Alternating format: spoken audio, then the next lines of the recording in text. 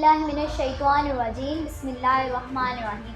तो आज हम इल्हाम इक़बाल का एक शेर बयान करेंगे जिसका पहला मिसरा ये है, खुदी को कर बुलंद इतना कि हर तकदीर से पहले खुदा बंदे से खुद पूछे बता तेरी रज़ा क्या है। इल्हाम इक़बाल इसमें ये कह रहे हैं कि अपने आप को इतना डेवलप करो, अपने आप पर इतनी मेहनत करो, अपने आप को इतना काबिल बनाओ कि हर इवेंट से पहले, हर वक्त से पहले अल्लाह ताला खुद पूछेंगे कि पता मेरे प्यारे बंदे, मेरे अच्छे बंदे, तेरी रज़ा क्या है, तू क्या चाहता है। क्योंकि अल्लाह ताला के बंदे ने खुद को इतना ज़्यादा डेवलप कर लिया है कि अल्लाह ताला उससे खुद पूछेंगे, मेरे अच्छे बंदे बता तुम्हारी मर्ज़ी क्या है, तो क्या चाहता है।